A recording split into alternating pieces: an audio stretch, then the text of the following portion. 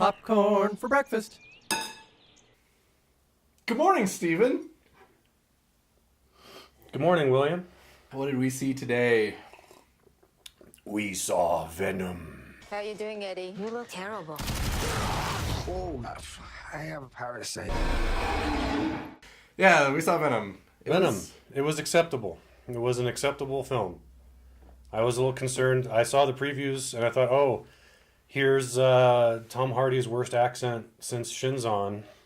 Because he sounds kind of like Bobcat Goldthwait and Buddy Hackett had a kid and is on medication. I'm Eddie Brock. I follow people that do not want to be followed. I found something. Yeah, I was getting like stereotypical Brooklyn cab driver kind of sound from him. Like it was very that's one thing about the character I didn't like. The way he sounded felt very forced. Like he was like, this is the character I'm committing to. Yeah, I'm Eddie Brock from New York. I'm a loser. I can't live in New York, so I moved to San Francisco. Came here where the coffee's not so good. Yeah. All right, have it your own way. Mask! Copy.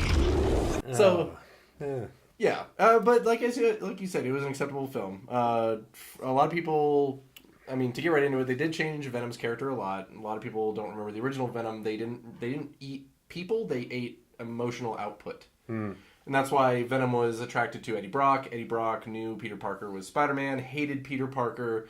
Venom was attracted to that, so Eddie Brock was a big, muscular jock, fed Venom's power even more, and he had an infinite well of hatred to feed off of. Yeah. Carnage, when he got in the series, he fed off of violence and rage, so that was where Carnage came from. Well, because there's kind of a loophole, or a plot hole or loophole in this film where they're like, okay, when the symbiotes join with a human, even if it's a match and everyone's stable, it's still killing the human. Like, so that Eddie Brock is, spoiler, fine at the end of the movie with Venom in his pocket. Yeah. But he's like, oh, maybe, and Venom's like, hey, maybe if you can't find me a living human to eat, I'll eat your liver, or something like that. Like, so maybe it's not automatic. Yeah. He deteriorates the host. Exactly, yeah. It was probably like the scientists' ignorance thinking it was eating the host, but they were just hungry. And considering Riot inhabits an old lady who looks like she's about to die anyway. and makes her all better. Yeah. It's like it's weird, like they kind of blur the science, and this is one of those where we've gone through the era of the original fledgling comic book movies, right, where it's like, okay, this one's popular, let's make it a movie version now. And then we're in the cinematic universe era where it's like everything has to be continuity.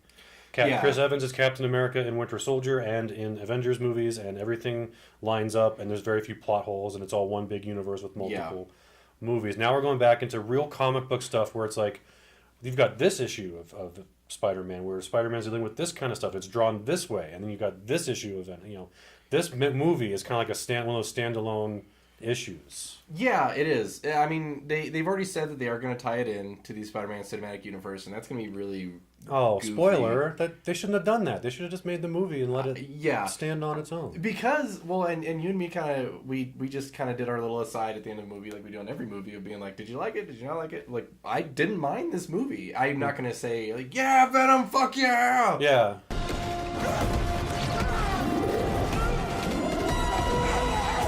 But I didn't mind. Like, I was entertained. I actually liked what they did with the Venom character, because they needed to change him, because what they decided to do, and I'm not happy about what they did, but they made it work, was they're like, okay, instead of straight villain, anti-hero. Yeah.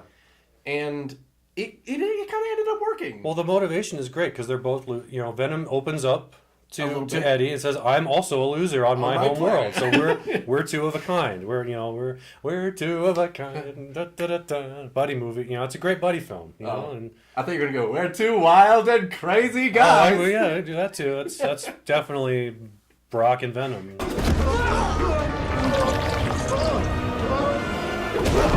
Outstanding.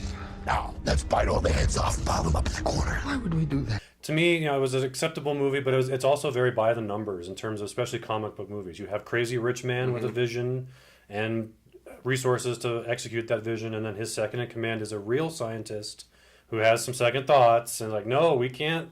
Are we playing God? No, I don't think we should do that. And it's kind of, and then You have a fight between your protagonist and 10 people in a small room. Yep. You have a car chase through the streets of the main city. Grand reveal to the girlfriend, of which there was problems from the beginning of the movie. Yes. And he doesn't get the girl at the end. I kind of like that even though Dan disappears, his girlfriend kind of stays with Dr. Dan. It's implied. That, yeah, I actually she's did moved like on, that. And it's not that whole Hollywood traumatic experience leads to a new relationship thing. You ready for my dry joke of the episode? Lay it on me, William. The evil rich guy was Alien Musk. Look at the world. What do you see? War, poverty, a planet on the brink of collapse. So now it's down to you and me to put this right. Open it. Yeah, there's this great line. It's like, no, we're not talking about Elon Musk at all. Where they're like, oh yeah, and like any normal human being, you decided to just build rockets and go into space. Blah, blah, blah. Blah, blah, blah. I'm definitely not Elon Musk, even though I'm a tiny little skinny guy with a bunch of money. Because nobody should use their resources for space exploration on the private thing. Come on, that's crazy talk. Yeah. I do have to say I didn't like the villain just because he was Reed Richards. He was he was evil Reed Richards. What the fuck? But no, he was just too cookie cutter bad guy. He was, I have a shit ton of money, I'm also a genius, and I don't care about humans because I have a grander scope for them in the future. And again, another role that is beneath the talent of Riz Ahmed. I mean, come on. He was great. I mean, Nightcrawler, even in Rogue One, he was pretty damn good. But this run, he's just generic bad guy, evil megalomaniacal program running. And I would have loved Mega Lemonade though. Yeah, evil Mega Lemonade program running. Yes, take over the world through lemonade stands.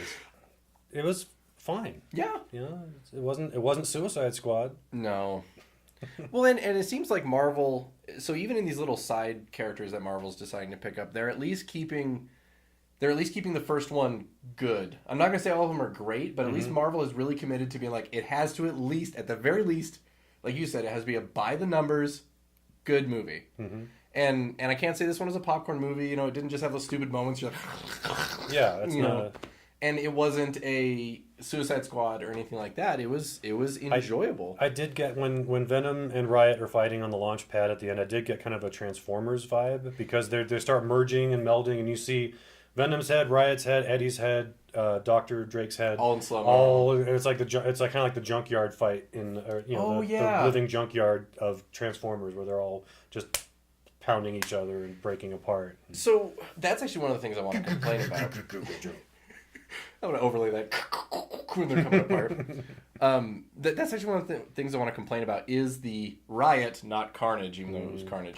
The Riot and Venom fight, because the original Alien, or the first Aliens versus Predator, when that came out, it was known for you're way too close to the action and it's moving way too fast. Yeah. That's what this fight scene was. I actually really wanted this fight scene. I wanted two symbiotes going at it. Like you someone describes that to you, and you're like, that sounds fucking cool. Yeah. I want to see that. And then we go to see it, and it was just like a lot of blurring and sparks. Yeah, and the same thing with like the car chase when Eddie and Venom are on the motorcycle, and he's just swinging around, and it's like, oh, okay, now where is he? Oh, okay, like I'm just as confused as the bad guys chasing him. It's like. It didn't look any worse than the car chase from the beginning of Lockout. Oh, I didn't see that. But as far as the characters go, they set up Anne just fine. They set up their relationship just fine. Yeah.